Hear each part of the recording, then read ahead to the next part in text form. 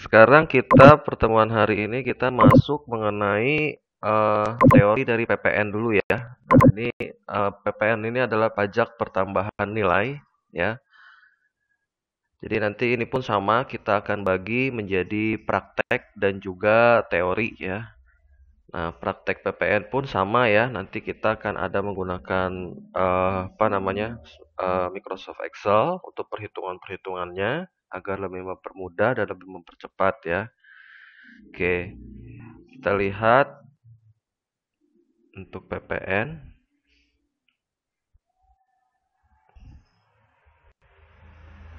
Oke, PPN ini sebetulnya apa sih? Nah, sekarang kita mulai dari definisinya dahulu ya, atau pengertiannya dahulu. Nah, PPN ini inti utamanya adalah pajak atas barang dan jasa, gitu ya. Jadi kalau kemarin kita lebih banyak pajak penghasilan itu atas penghasilan, yang subjeknya rata-rata memang adalah merupakan orang, individu atau badan, gitu kan. Nah, subjeknya PPN juga bisa, tetapi yang lebih pasti subjek dan objeknya itu adalah barang dan jasa. Ya, jadi kita tidak peduli siapa penggunanya, tetapi yang penting ketika dia ada barang atau jasa yang terkena PPN, maka disitulah dia terkait dengan undang-undang PPN. Ya, nah diterapkannya adalah di dalam daerah pabean. Nanti kita lihat apa itu daerah pabean, ya. Dan pastinya ketika kita menggunakan PPN itu kita gunakan sebagai kegiatan konsumsi. Artinya ketika kita melakukan konsumsi barang atau jasa yang sifatnya punya nilai PPN, maka otomatis saat itu juga kita dipotong. Jadi PPN ini tergolong yang final ya. Nah, ini penting juga kita masuk dulu ke PPN agar kita nanti di rekonsiliasi fiskal mengerti karena ada terkait dengan PPN juga nanti di sana ya. Terkait dengan pajak final ya. Nah, itu semua maka kita bisa kenakan pajak pertambahan nilai. Ya, jadi ketika kita menggunakan barang dan jasa atau mengkonsumsi barang dan jasa beradanya di dalam daerah pabean, gitu ya. Kemudian, ya, mohon maaf.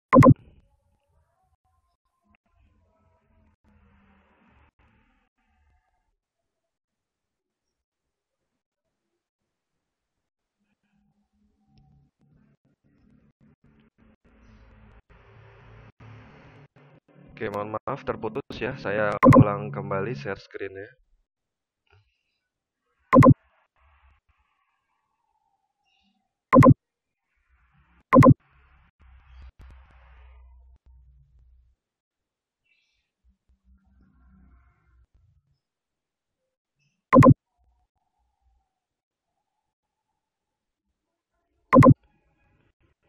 Oke, baik.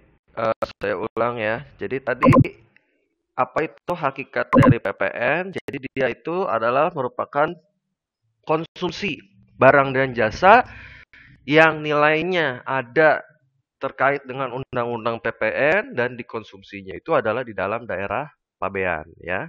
Nah, apa sih daerah pabean? Nah, daerah pabean ini adalah seluruh ruang lingkup dari ya negara kita ya. Nah, jadi yang disebut daerah pabean itu kita menganggap ada namanya zona ZEE atau yang kita sebut sebagai zona ekonomi eh, ya zona eksklusif ekonomi ya.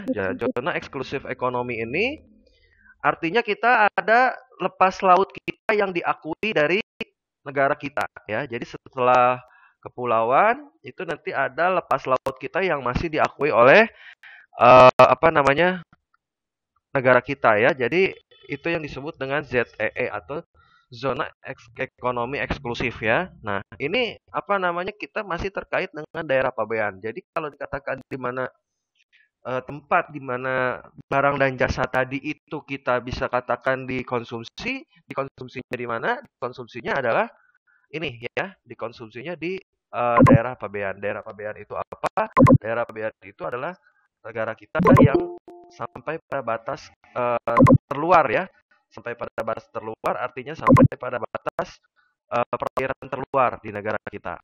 Gitu. ya, saya coba.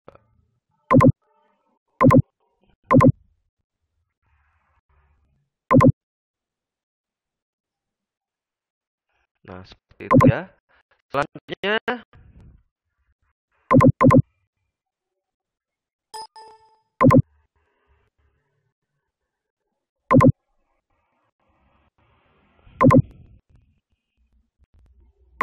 sorry.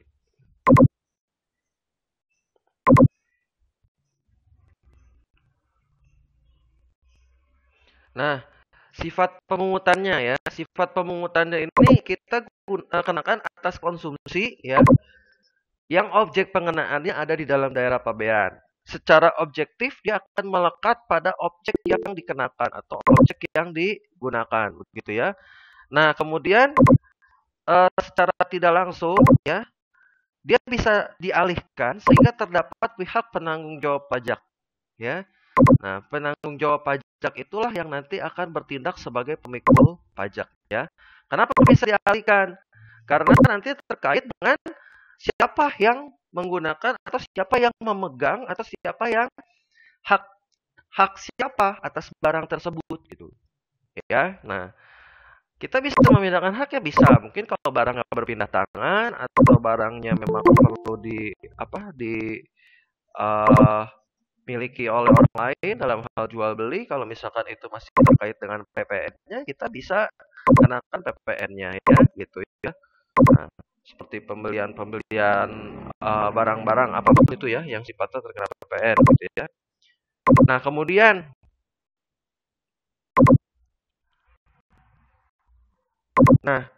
dia sifatnya juga adalah multi stage. Artinya dikenakan di setiap rantai produksi ya. Secara otomatis ketika kita memproduksi barang dan jasa tersebut, maka pada waktu itu pun barang dan jasa tersebut menjadi ada nilai PPN-nya ya. Karena kenapa?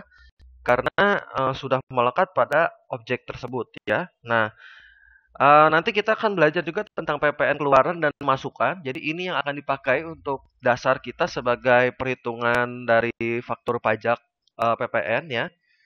Tanpa tahu PPN keluaran dan masukan, kita tidak bisa menghitung berapa PPN yang dapat kita kreditkan. Jadi PPN pun dapat kita kreditkan ya, atau dapat istilahnya direstitusikan ya. Karena nanti terkait dengan pajak final ya. Oke, kemudian dia bersifat netral, artinya tidak mempengaruhi pola konsumsi wajib pajak. Selama kita mampu, selama wajib pajak itu available untuk bisa menggunakan barang dan jasa tersebut ya, artinya mereka punya kemampuan, maka pasti mereka akan beli ya. Mungkin Anda tahu lah ya, seperti misalkan ketika Anda harus uh, beli makanan di mall ya, yang rata-rata semua sudah ada unsur PPN-nya ya, itu pasti semua Anda tidak bermasalah ya dengan PPN. Karena kenapa? Karena otomatis Anda sudah dipotong dan harga yang Anda bayarkan itu adalah harga yang sudah include dengan PPN-nya, gitu ya. Nah, dan PPN ini juga sama prinsipnya ya, semua pajak sama, dia menghindari pajak berganda, artinya jangan ada sampai yang disebut double tax ya, gitu ya. Nah, jadi jangan sampai ada dikenakan dua kali. Itulah mengapa biasanya dia langsung dipotong pada saat terjadinya transaksi atau pada saat terjadinya pembelian atau pada saat terjadinya order gitu ya. Nah, itu. Jadi itu mengapa alasannya PPN selalu langsung dipotong pada saat itu juga ya. Oke, selanjutnya di sini eh kita lihat ya, ada consumption type yaitu pembelian faktor produksi ya yang kita kurangkan dari pertambahan nilai. Jadi ada beberapa tipe tipe yang sifatnya pemungutan ya. Bentar, saya besarkan dulu. Ya, yang pertama tadi consumption type. Jadi pembelian faktor produksi yang dikurangkan dari pertambahan nilai. Jadi langsung dipotong pada saat itu juga. Ada net income type yang dikurangkan melalui metode depresiasi. Ini biasanya adalah barang-barang yang memang sudah punya depresiasi atau nilai penyusutan. Gitu. Jadi untuk barang yang memang tidak sifatnya grass atau baru gitu ya. Dan gross product type yaitu pembelian barang modal yang tidak dikurangkan sama sekali. Ya, bisa terjadi karena apa? Karena barang dan jasanya tersebut bukan merupakan objek PPN. Jadi kalau dia bukan merupakan objek PPN, maka tidak bisa kita kenakan pemungutan PPN. Ya, oke. Kemudian kita lihat kembali di sini. Prinsipnya adalah ada dua, yaitu tempat tujuan dan tempat asal. Jadi kalau tempat tujuan dipungut di tempat konsumsi, contohnya ketika kita makan di mall ya, entah itu Anda mau makan di Hoka-Hoka Bento, Solari, Yagokan, dan sebagainya, itu pasti semua sudah otomatis dipungut di saat Anda melakukan transaksi ya. Dan dipungut di tempat asal atau dipungut di tempat asal barang atau jasa. Seperti misalkan ketika Anda membeli barang yang sifatnya terkena PPN ya, pembelian sepeda motor atau apapun itu misalkan, ketika Anda beli berarti di tempat asal itulah ya, misalkan ketika si dealer pun ingin mengorder sepeda motor, maka dari pihak pabrik atau distributornya pun sudah mengenakan PPN ya. Jadi PPN ini dia akan beralih ke kita saat kita membeli kembali gitu. Objek pemungutannya ini ada yang secara penyerahan ini bisa nanti BKP. Nah, ini perlu kita tahu dulu ya singkatan-singkatannya. BKP ini adalah barang kena pajak dan JKP ini adalah jasa kena pajak ya. Jadi barang kena pajak itu sifatnya adalah barang ya. Nah, barang pun ada barang yang sifatnya berwujud dan barang yang sifatnya tidak berwujud. Nanti kita lihat apa saja sih barang yang berwujud, ya, apa saja barang tidak berwujud, dan juga ada JKP, ya. JKP ini jasa kena pajak. Kalau jasa jelas saja tidak berwujud ya, tetapi wujudnya itu di dalam bentuk servis ya, gitu. Nah, terus impor, kalau impor pasti berupa BKP ya, karena kalau impor kita tidak mungkin dalam bentuk JKP kan, ya. Nah, nanti kita lihat ya. Kemudian pemanfaatan di dalam daerah pabean itu terdiri dari BKP ya, dan juga JKP ya, gitu. BKP tak berwujud ya, TB itu tak berwujud ya. Dan kemudian untuk ekspor itu bisa berupa BKP, BKP TB dan JKP seperti itu. Ya, jadi ini objeknya ya. Pemanfaatan di dalam daerah pabean atas JKP itu pasti banyak ya jasa atau servis yang bisa kita gunakan di dalam daerah pabean. Misalkan servis apa saja ya, misalkan contoh lah Anda ketika ingin pangkas rambut gitu ya di mall atau ke salon itu biasa juga kalau yang ada klasifikasinya nanti kita lihat ya. Nah, itu kita sudah dikenakan oleh PPN gitu ya. Nah, demikian pula dengan ekspor, misalkan kita sebagai kontraktor atau apapun itu, nah itu bisa juga kita akan dikenakan PPN ya, seperti itu. Nah, syaratnya BKP atau JKP ini ya, yang pertama tadi ya selalu ya dikenakan atas kegiatan usaha yang bersifat pembelian atau penjualan BKP dan juga JKP dan dilakukan di daerah pabean, artinya dilakukan di wilayah Indonesia ya. Nah, petugasnya adalah mereka yang bisa berhak memungut, memotong, menyetorkan. Jadi sama ya, semua pajak itu sama. Dari awalnya, cuma kalau PPN mungkin karena dia lebih jelas ya. Jadi kita sudah otomatis sudah punya objeknya, sudah clear ya. Nah, ini yang diatur oleh pasal 3 ayat 3, pasal 16 A Undang-Undang PPN dan KMK, Keputusan Menteri Keuangan nomor 563 dan PMK ya nomor 40 tahun 2010 ya. Nah, ini semua sudah diatur di sana ya. Undang-Undang PPN. Jadi semua objeknya, apa saja barangnya itu semua sudah ada di sana ya. Jadi kita lebih clear di sini ya. Kalau kemarin kita harus melaksanakan tax planning, kalau di sini tax planning sebenarnya udah clear. Hanya bagaimana prosedur kita memungut, memotong dan menyetorkan, juga melaporkan apa yang sudah kita setorkan ya. Nanti kita itu yang akan kita pelajari ya. Nah, pihak pemungutnya bisa ada dua. Yang pertama selalu ya bendaharawan entitas pemerintah, artinya ini kaitan dengan yang terkait dengan proyek dari pemerintah ya, atau pembelian atau penjualan barang dan jasa dari pihak pemerintah begitu ya. Dan yang sifatnya dari luar daerah pabean atas pemanfaatan di dalam daerah pabean. Jadi ada juga yang sifatnya dari luar, tetapi bisa juga dia memungut di dalam daerah pabean. Karena ingat ya, prinsip utamanya adalah apapun itu yang terjadi kegiatan di dalam daerah pabean. Kalau di luar daerah pabean kita bisa tidak.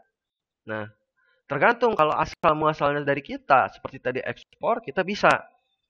Prinsip utamanya dari tempat asal. Tadi ada tempat asal dan tempat tujuan ya.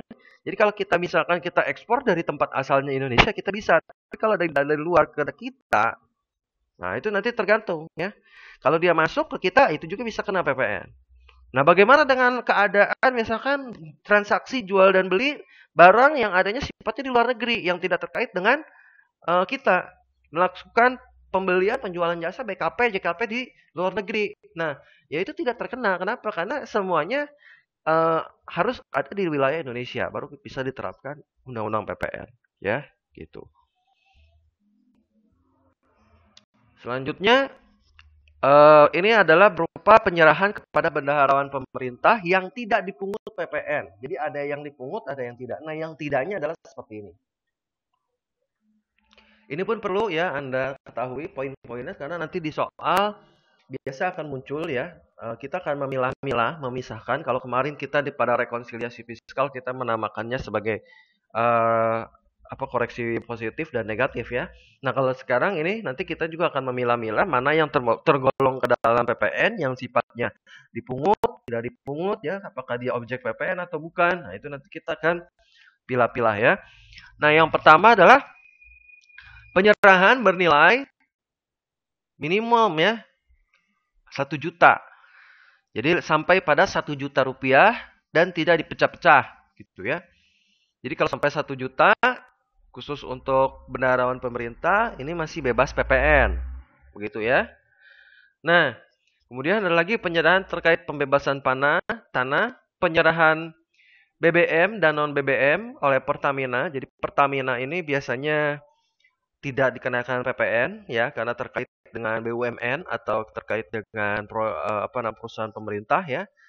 Penyerahan jasa telepon atau telekomunikasi, jasa angkutan udara dan penyerahan BKP JKP yang tidak dipungut atau dibebaskan dari PPN gitu ya. Jadi ada nanti keterangannya apa saja BKP dan JKP yang dibebaskan dari PPN. Nanti kita lihat pada slide-slide berikutnya ya. Nah, ini ya yang perlu kita ketahui adalah klasifikasi tentang barang juga jasa kena pajak. Nah, BKP itu ya ini adalah barang yang terbagi menjadi dua. Ada yang berwujud, ada yang tak berwujud. Nah, berwujud pun ada yang sifatnya bergerak, ada yang sifatnya tak bergerak. Nah, maksudnya bergerak tak bergerak itu bukan berarti seperti mobil yang bergerak, sepeda motor yang bergerak, tidak ya.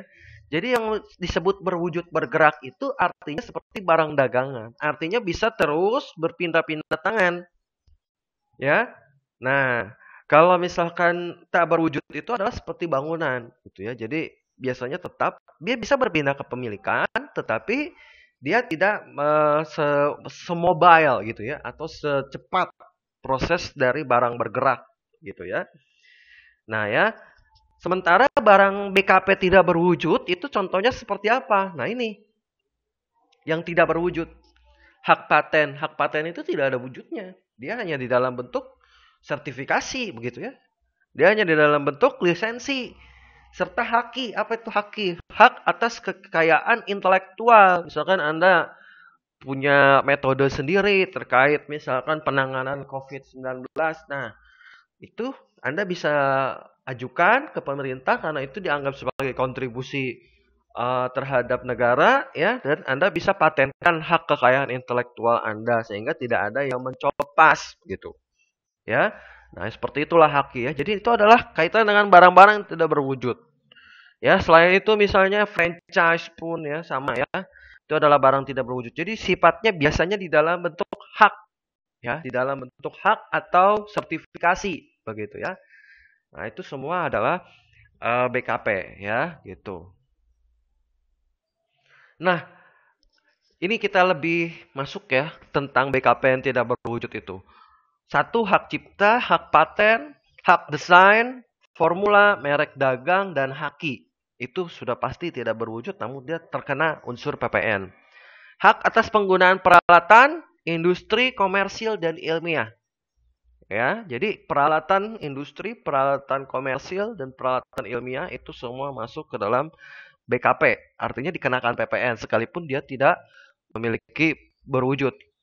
Bukan alat atau bukan perlengkapannya ya. Ingat ya, di sini semua berkaitan dengan hak. Jadi bukan alatnya, bukan perlengkapannya, tapi haknya. Ya. Berarti otoritasnya untuk kita menggunakan tersebut. Gitu. Kemudian berikutnya pemberian pengetahuan di bidang industri, e-komersil atau ilmiah. Jadi misalkan Anda mengundang satu narasumber atau seorang ahli untuk mentrain bagaimana menggunakan suatu perlengkapan industri begitu ya. Nah, itu pun terkait dengan PPN. Kita akan dipotong PPN, gitu ya. Jadi biasanya itu ya pemberian pengetahuan ya, seperti trainingnya ya. Nah, pemberian bantuan tambahan terkait ketiga poin sebelumnya. Hak menggunakan gambar hidup, pita video atau pita suara ini biasanya nanti terkait dengan bioskop ya, bioskop seperti itu atau sinema ya. Nah ini haknya ya, karena memang mereka pun harus dikenakan PPN ya pada waktu mereka mengimpor film-film dari luar negeri gitu ya, seperti itu. Dan pelepasan hak yang berkenaan dengan penggunaan haki dan hak yang disebutkan sebelumnya. Jadi semua BKP ini terkait dengan hak atau lisensi atau sertifikasi ya, gitu. Lingkupnya di mana pada saat terjadi perjanjian jual beli, bisa sewa, bisa tukar menukar atau apapun itu yang menyebabkan terjadinya peralihan. Maka secara otomatis PPN-nya pun akan include di dalamnya. Ya. Selanjutnya penyerahan akibat terjadi perjanjian sewa beli dan leasing. Ya. Dan penyerahan kepada pedagang perantara melalui juru lelang. Nah, ini biasanya adalah yang terkait dengan barang-barang yang dilelang ya. Nanti biasanya dia punya pedagang perantara dulu sebelum menuju kepada orang yang membelinya gitu ya. Pemakaian sendiri atau pemberian cuma-cuma. Ya, jadi pemakaian sendiri ini KMS ya. Nanti kita lihat ya. Misalkan ketika kita membangun, tetapi ya kita juga adalah merupakan industri semen, jadi semennya ya dari kita juga. Nah itu, jadi kita tidak include karena kenapa barangnya dari kita, begitu ya. Atau pemberian cuma-cuma, misalkan kalau Anda memberikan sumbangan yang disebut pemberian cuma-cuma, atau ya bisa dibilang seperti ya bantuan, itu juga sama ya pemberian cuma-cuma, jadi tidak dikenakan PPN, sumbangan, bantuan dan sebagainya. Seperti itu. Kemudian penjualan barang yang semula tidak untuk diperjualbelikan. Ya, ini biasanya nanti ada peraturan khusus tentang barang-barang tersebut. Penyerahan di kantor pusat cabang atau antar cabang. Jadi kalau biasanya antar kantor pusat dengan anak perusahaan atau cabang itu ya dia karena sudah ditanggung PPN-nya oleh si kantor pusatnya, makanya si cabangnya mungkin hanya menerima begitu ya. Nah, dan penyerahan konsinyasi ya, seperti itu. Nah, penyerahan barang yang bukan penyerahan BKP. Ya, jadi di sini sifatnya kita menyerahkan, tetapi sifatnya bukan penyerahan BKP.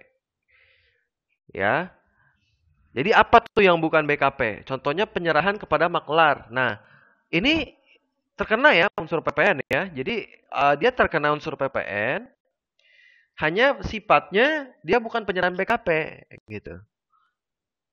Ya, ya. Jadi ada barang yang sifatnya berwujud dan tak berwujud, ada juga yang bukan sifat penyerahan BKP gitu ya. Contohnya penyerahan kepada makelar. Ya, makelar ini biasanya orang yang memerantarai kita.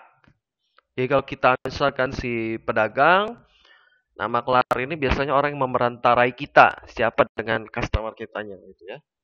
Nah, selanjutnya penyerahan untuk jaminan utang piutang, ya. Penyerahan kantor pusat dan cabang atau antar kantor cabang jika terdapat pemusatan tempat terutang, ya. Pengalihan akibat penggabungan peleburan, penekanan pemecahan pengambilan usaha, antara dua PKP. Jadi biasanya ini adalah penggabungan joint usaha ya.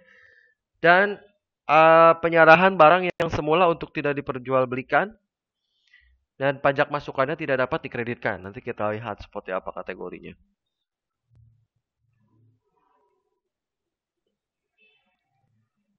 Nah, ini adalah barang-barang yang tidak dikenai PPN. Jadi barang-barang yang tidak dikenai PPN, oke, masih nyambung ya. Nah, barang yang tidak dikenai PPN ini contohnya seperti barang-barang yang sifatnya eh, untuk khalayak ramai ya, atau untuk masyarakat umum ya, karena sesuai dengan pasal 33 ayat 1 sampai 3 Undang-Undang Dasar. Ya, bahwa bumi dan air dan kekayaan yang terkandung di dalamnya dimanfaatkan sebesar-besarnya untuk kemakmuran ya. Jadi di sini dalam hal ini seperti tambang yang kaitannya minyak, gas, batu bara, ya, biji logam, apapun itu yang sifatnya pertambangan itu tidak dikenai PPN. Ya, tidak dikenai PPN.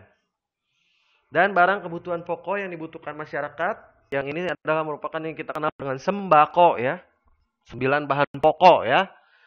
Beras, jagung, sagu, kedelai, gandum, contohnya garam, daging, telur, susu, buah, dan sebagainya ya.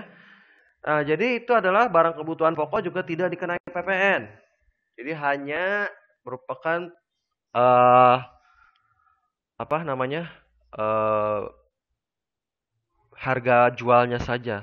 Lalu kenapa Pak kok kita ketika makan di restoran kan itu juga terkait dengan barang kebutuhan pokok yang kita makan. Betul, tetapi nilainya sudah berubah ya. Nilainya tidak lagi menjadi bahan kebutuhan pokok yang mentah gitu. Tapi kita sudah menggunakan jasa di situ. Jasa mengolah. Nah, di situ dia mengapa barang tersebut menjadi berubah menjadi barang yang sifatnya PPN gitu ya. Hidangan yang disajikan di hotel atau restoran yang atau oleh catering, jadi ini tergantung hotel atau restorannya, nanti tergantung hotel dan restoran seperti apa. Kalau yang ada di mall biasa akan terkena. Ya, hotel pun nanti ada yang terkena ya, tapi nanti tergantung ada barang tertentu saja ini ya, tidak banyak. Terus uang, emas batangan dan surat berharga. Ya, seperti emas antam itu tidak terkena PPN ya. Pembelian saham juga tidak dikenai PPN ya, pembelian obligasi juga tidak ya. Penyerahan dan impor BKP yang dibebaskan dari PPN. Ya. Yang pertama ada rumah sederhana, bisa berupa rumah sederhana, rumah sangat sederhana, rusun sederhana. Ini biasa tidak include dengan PPN, tetapi kalau Anda beli rumah di perumahan biasa ada PPN-nya, gitu ya. Karena memang terkait bukan rumah sederhana. Pembelian senjata, amunisi, alat angkutan yang dari Kementerian Pertahanan, TNI, Polri itu tidak. Vaksin sekarang pun dibebaskan dari PPN sama seperti vaksin COVID pun ya, semua vaksin. Buku pelajaran dan kitab suci itu juga dibebaskan dari PPN, jadi hanya harga jualnya saja. Kapal, suku cadang dan alat keselamatan yang diterima untuk yang diterima oleh perusahaan negara, PLNI contohnya yang terkait dengan kapal laut ya, gitu. Pesawat suku cadang, alat keselamatan yang diterima oleh perusahaan angkutan udara niaga nasional. Jadi yang ini kaitannya bukan yang komersil ya. Bukan pesawat komersil, tetapi pesawat yang dimiliki oleh pemerintah. Seperti itu. Kereta api ini juga sama yang diterima oleh PT KAI ya. Dan peralatan atau suku cadang penyediaan batas atau foto udara di wilayah NKRI. Inti utamanya biasanya yang dibebaskan dari PPN ini adalah impor-impor yang tadi kan impor BKP kita sebetulnya kena PPN ya. Jadi kalau Anda mau impor motor misalkan dari luar negeri, itu pasti akan dikenakan PPN. Tetapi kalau kita sifatnya mau ngimpor, tetapi sifatnya adalah yang seperti ini tidak dikenakan PPN. Karena biasanya untuk kepentingan negara yang tidak dikenakan PPN itu biasanya dimanfaatkan untuk kepentingan pemerintah atau untuk kepentingan masyarakat banyak seperti itu. Ya. Jadi yang disebut ini ya. Ini mungkin Anda kurang jelas kok rusun bisa diimpor ya. Nah, ini. Apa maksudnya coba kita lihat.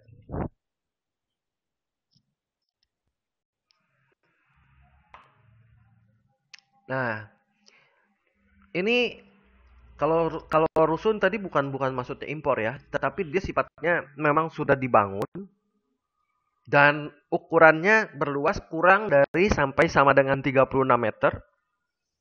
Ya, kalau yang rusun sederhana kurang dari sampai 21 meter. Harga jualnya sampai 70 juta dan harga jual untuk rusun sederhana sampai 75 juta. Dan adalah merupakan unit pertama. Jadi ketika kita beli rusun, itu tidak dikenakan PPN. Tapi rusun di sini artinya yang memang sudah apa di dikelola oleh pemerintah daerah ya, bukan ke rusun-rusun yang sifatnya komersil, bukan apartemen-apartemen yang sifatnya komersil gitu ya. Jadi yang biasanya sifatnya dikelola oleh pemerintah begitu. Oke, selanjutnya ada penyerahan dan impor BKP strategis yang dibebaskan dari PPN. Ada apa saja ya? Yang pertama, barang modal berupa mesin peralatan yang tidak termasuk suku cadang. Ini perlu surat keterangan bebas PPN. Jadi nggak semua mesin peralatan suku cadang, hanya yang tertentu saja. Selanjutnya, makanan ternak, unggas, ikan, berikut bahan bakunya itu tidak. Air bersih yang dialirkan perusahaan PDAM itu pun tidak. Makanya kalau Anda melihat rincian dari pembayaran PDAM mana itu tidak ada include PPN ya. Listrik sampai dengan batas 6.600 watt. Jadi kalau listrik Anda masih di batas 6.600 watt itu belum dikenakan PPN. Barang hasil pertanian, perkebunan, kehutanan, peternakan, dan perikanan pun tidak dikenakan PPN. Bibit-bibit pertanian pun tidak. Jadi yang terkait dengan pangan, ya itu tidak dikenakan PPN. Rusun, ya rusun tadi sudah kita jelaskan. Ya, kalau ini yang sekarang yang terbaru ini adalah tahun 2008 ya, terakhir itu sampai berharga sampai ke 144 juta ya. Gitu. Dan untuk yang penghasilannya masih di bawah PTKP ya, bukan yang penghasilan di atas PTKP gitu.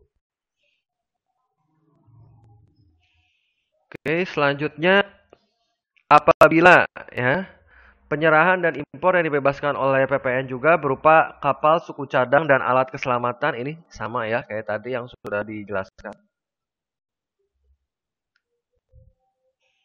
Oke, selanjutnya JKP. Jadi tadi kita sudah mengerti apa itu BKP dan sekarang kita ada JKP. Kalau BKP itu barang, kalau JKP itu jasa ya. Artinya namanya jasa itu adalah pelayanan, berarti berupa servis yang menyebabkan adanya suatu fasilitas, kemudahan atau hak yang bisa tersedia untuk dipakai. Jadi kalau haknya dia masih masuk BKP tadi. Karena dia masuk BKP tidak berwujud. Tetapi orang-orang yang memiliki andil atau jasa di dalam penyerahan BKP tidak berwujud itulah mereka terkena JKP. Gitu ya. Nah, bisa juga dikatakan pengertiannya meliputi jasa untuk berproduksi dengan material dan berdasar petunjuk pemesan atau yang kita sebut sebagai maklon. Ya, bisa juga nanti ketika kita menyebut sebagai maklon itu pun disebut JKP. Apa itu maklon? Misalnya Anda salah satu dari Anda adalah menemukan produk kosmetik nih. Tapi kan Anda tidak punya modal untuk memproduksi kosmetik Anda karena tentu saja butuh apa namanya? Industri gitu ya, butuh mesin, butuh segala macam. Maka Anda mengalihkan jasa penggunaan produksi tersebut kepada salah satu industri. Misalkan Anda bekerja sama dengan maklon industri apa gitu nanti. Ya, nanti diproduksi oleh industri itu. Nah, itu disebut dengan maklon. Seperti itu ya. Nah, semua itu termasuk dikatakan sebagai jasa ya. Nah, dia terkena dengan PPN ya, seperti itu. Oke, selanjutnya JKP dari luar daerah pabean. Ini terkait dengan yang dari luar negeri ya, jasa yang melekat pada benda yang benda tak bergerak benda tak bergerak di daerah pabean. Contohnya jasa desain konstruksi bangunan. Ya. Jadi otomatis ya. Karena kita sebutnya jasa berarti dia bukan berarti bendanya ya, tapi jasanya, servisnya. Jasa yang melekat pada benda bergerak di daerah pabean, contohnya jasa persewaan mesin, dan jasa yang dilakukan secara di dalam daerah pabean ya. Jadi misalkan Anda menggunakan jasa pengacara, jasa akuntan. Nah, itu selain kita terkena kemarin ya PPh yang sifatnya 23, jasa-jasa tersebut juga terkena PPN lagi. Ya. Kalau kita menggunakan dari luar daerah pabean. Artinya kalau dari luar negeri gitu ya. Jasa yang tidak dikenai PPN ini adalah satu, jasa medik. Ya, misalkan Anda berobat atau seperti apa itu biasanya tidak ada kena PPN. Jasa pendidikan, sekolah, kampus itu pun tidak. Jasa angkutan umum, jasa pelayanan sosial, jasa kesenian, jasa perhotelan tergantung nanti karena hotel ini sekarang memang banyak hotel komersil dan hotel komersil itu tetap ada PPN-nya biasanya ya. Jasa keagamaan, penyiaran non-iklan, dan jasa catering. Penyiaran non-iklan ini biasanya adalah dari pemerintah-pemerintah untuk memberitahukan, menginformasikan kepada masyarakatnya ya. Seperti sekarang pemberitahuan tentang COVID dan sebagainya itu biasa tidak dikenai PPN ya. Gitu ya. Oke. Jasa keuangan ini kaitan dengan bursa efek ya, saham dan obligasi. Jasa wesel, jasa tempat parkir, jasa asuransi, jasa surat berperangko, jasa layanan pemerintah, jasa telepon, jasa tenaga kerja. Jadi cukup banyak jasa-jasa yang tidak kena PPN. Maka Anda harus tahu dulu jasa apa saja ini supaya nanti Anda tahu apakah itu bisa dimasukkan sebagai PPN keluaran atau PPN masukan. Gitu ya. Oke. Selanjutnya JKP yang dibebaskan dari PPN ini adalah jasa sewa kapal, ya, jasa sewa pesawat, jasa reparasi kereta, jasa yang terkait dengan penyediaan foto udara yang diterima oleh Kemenhan dan TNI, jasa persewaan RS, ya, RSSS dan rumah susun, jasa pemborongan RS, RSS, rumah susun dan asrama dan sebagainya ya. Ini kaitan dengan kontraktor yang nanti terkait dengan membangun rumah susun, maka mereka akan dibebaskan dari PPN, itu ya. Ekspor jasa yang dikenai PPN ini adalah jasa maklon. Ya, jasa maklon berarti artinya Anda menggunakan otoritas atau mengalihkan otoritas Anda untuk memproduksi suatu barang atau jasa. Ya, pemesanannya berada di luar daerah pabean, spesifikasi bahannya disediakan oleh pemesan, artinya oleh kita. Kepemilikan barangnya adalah hak pemesan dan barang dikirimkan keluar daerah pabean setelah selesai pengerjaan. Ingat ya, yang disebut jasa itu adalah jasa yang melekat terhadap benda yang tak bergerak di luar daerah pabean. Hanya untuk benda yang tak bergerak. Jadi disebut benda tak bergerak itu tadi kaitannya dengan jasa maklon, ya, gitu biasanya. Oke, ini kita sekilas kita lihat dulu. Tapi untuk perhitungan lebih komplitnya nanti ya, karena hampir ada 4 pertemuan untuk pembahasan PPN. Ini hanya sekilas kita melihat seperti apa DPP-nya atau dasar pengenaan pajaknya. Nah, dasar pengenaan pajaknya yang pasti adalah harga jual atas BKP dulu. Dari mana kita bisa menentukan berapa persen PPN-nya? Berapa dulu harga jualnya? Begitu kan? Untuk BKP. Untuk JKP, berarti berapa dulu harga JKP-nya? Belum termasuk yang PPN-nya ya. Jadi kita kan mau hitung berapa PPN-nya. Tapi sumbernya dari mana? Dari harga jual. Baik itu sifat BKP ataupun JKP. Kemudian kalau untuk barang-barang ekspor, kita hitung dulu nilai ekspornya yang ada di dalam dokumen PEB kita. Apakah di situ nanti ada bea cukai atau tidak? Nah, kita hitung nilai ekspor bersihnya dulu. Oke. Kemudian kalau nilai impor, PPN itu seperti yang pernah kita lakukan di berapa ya itu? Dulu PPh berapa ya yang pernah kita lakukan itu. Nah, Itu kita lihat dulu PPh 22 ya kalau nggak salah. Nah, kita lihat dulu chief dan biaya-biaya lainnya. Jadi biasanya kan yang disebut, saya pernah jelaskan ya, disebut nilai impor itu adalah chief ditambah dengan bea masuk dan bea pungutan, bea masuk lainnya atau bea tambahan lainnya, gitu kan? Nah, itu dasar pengenaan pajaknya. Kemudian ada nilai-nilai lain, ini biasanya nanti terkait dengan JKP ya, yang tadi sifatnya yang diatur di dalam PMK tadi, dan DPP yang tidak mengakui pembayaran di atas atau di bawah kewajaran akibat hubungan istimewa. Apa itu hubungan istimewa? Nanti kita lihat ya.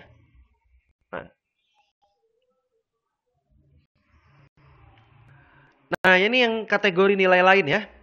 Jadi nilai lain ini adalah apa? Untuk pemakaian sendiri dan pemberian cuma-cuma. Tadi yang saya bilang, misalkan Anda membangun, Anda adalah merupakan industri semen, Anda gunakan semen Anda sendiri. Nah, itu tidak terkena, gitu ya. Ya. Nah, kemudian untuk BKP yang semula tidak hendak untuk diperjualbelikan, ini biasanya barang-barang yang sifatnya lelang ya, menganut harga pasar wajar. Dan untuk penyerahan pusat dan cabang atau antar cabang ya. Nah, ini sumbernya adalah dari HPP atau harga pokok penjualan. Seperti itu. Penyerahan kepada pedagang perantara ini biasanya sifatnya maklon. Penyerahan melalui juru lelang dan penyerahan melalui pengiriman paket Biro Perjalanan Pariwisata. Itu pun tidak, makanya kalau Anda mengirim lewat kurir itu biasa tidak ada yang disebut dengan PPN. Nah, ini tarifnya berapa? Tarifnya itu adalah 10% untuk penyerahan secara umum. Jadi rata-rata sama 10%. Ya, tapi nanti hanya ada ketentuan lain yang tidak mengikuti 10%. Ada. Tapi hanya beberapa. Tapi semua rata-rata secara umum itu adalah 10%. Gitu.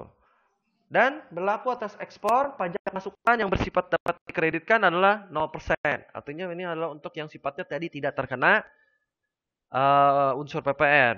Gitu ya.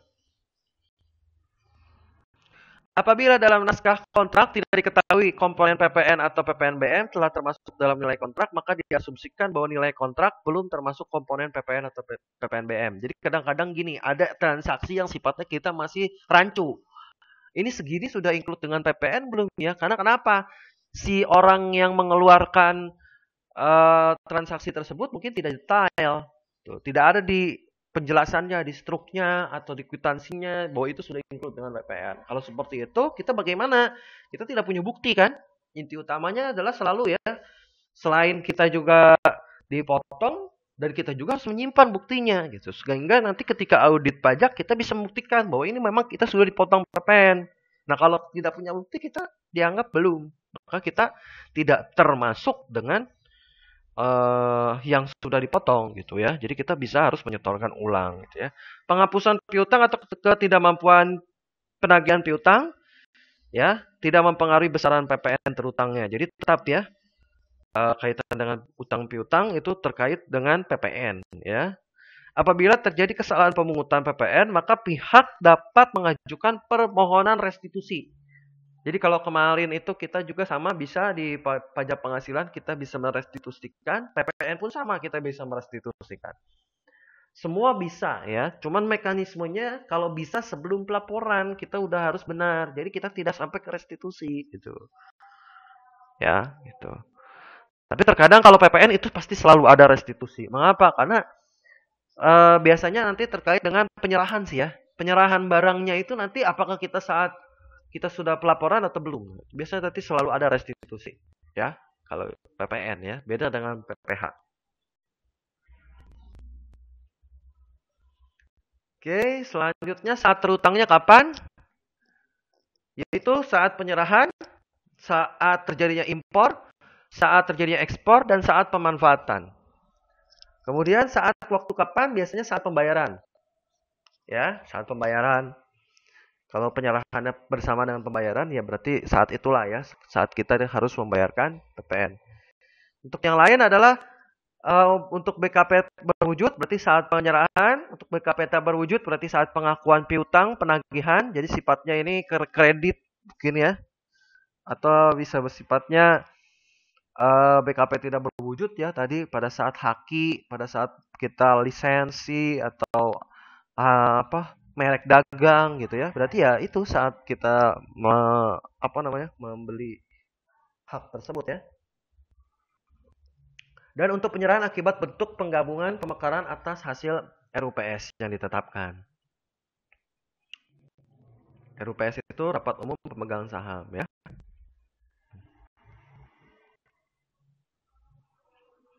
Nah, waktu-waktunya kapan? Pertama, batas penyetoran PPN dipungut atas impor itu adalah 1 hari setelah terutang.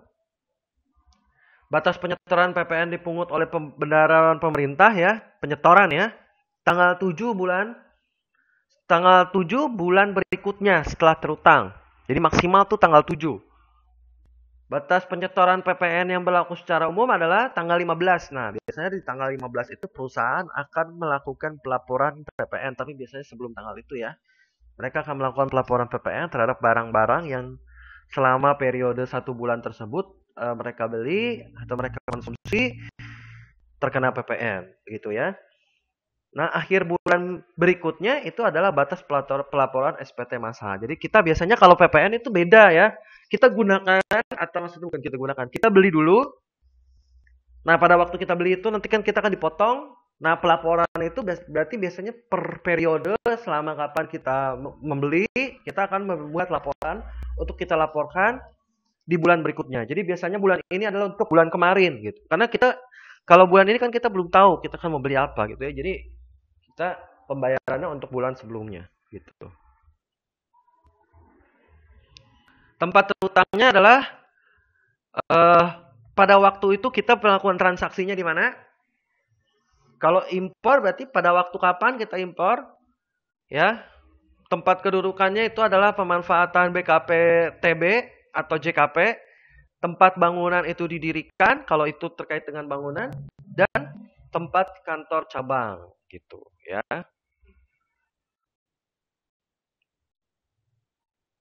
Selanjutnya,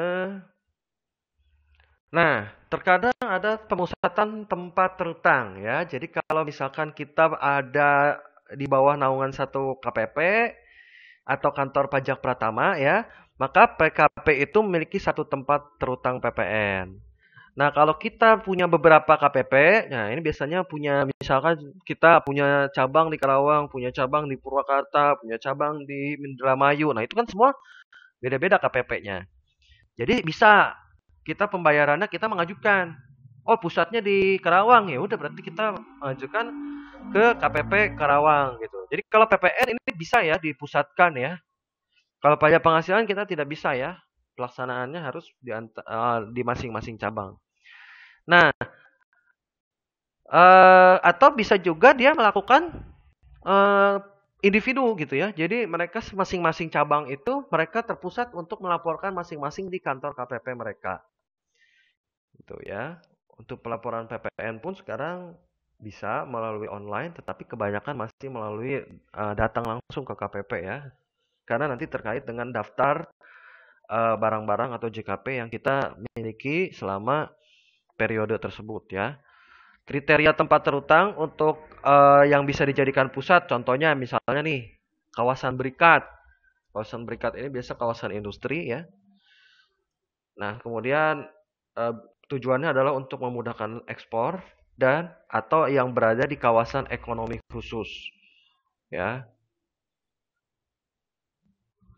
Ini untuk faktur pajak nanti ya, karena ini nanti terkait dengan perhitungan kita terhadap PPN. Jadi nanti kita belajar tentang PPN keluaran, PPN masukan, dan bagaimana mengakumulasikannya, sehingga kita bisa mendapati berapa PPN yang harus kita setorkan, gitu ya. Oke, sampai sini, apakah silahkan kalau ada pertanyaan atau komentar, kalau ada silahkan. Bapak mau bertanya? Boleh, Galuh. Bagaimana? Kalau misalkan kan ini biasa ya Pak, kalau misalkan kayak LKP itu yang tempat untuk pelatihan mobil atau pelatihan apa itu dikenakan PPN juga nggak Pak? Saya kurang jelas nih, agak putus-putus. Jadi maksudnya pelatihan ya? lembaga pelatihan. Seperti itu. Iya, kayak LKP gitu, Oh, kayak LKP. pelatihan LKP. mobil atau apa gitu, Pak. Iya, tadi kita sudah lihat ya. Itu kan berarti kalau LKP kan dia sifatnya jasa ya. Nah, tadi kita sudah lihat kriterianya kalau jasa itu biasanya tidak ya, tapi jasanya ini tergantung jasa yang seperti apa dulu. Tapi kalau biasanya sih jasa itu yang tadi ya salah satunya kita harus stick pada ini ya, yang di sini nih. Saya sedikit review ya untuk jasa.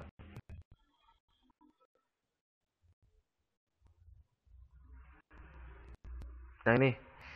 Nah, kalau kaitannya sama jasa-jasa ini dia tidak, tetapi kalau misalnya jasanya di luar ini ada gitu ya. Kalau LKP itu karena biasanya kan sifatnya sosial ya. Artinya memang untuk kepentingan masyarakat begitu ya. Nah, biasa dia tidak gitu. Tapi kalau jasa-jasa yang sifatnya komersil itu biasa terkena gitu. Jadi tergantung ya. Apakah jasanya dia bersifat komersil atau sosial. Tapi kalau sosial biasanya tidak. Gitu, Galuh. Ya, kalau untuk LKP ya, itu kaitannya. Oke, ya terima kasih, Pak. Sama-sama Galuh. Silahkan yang lain, ada pertanyaan?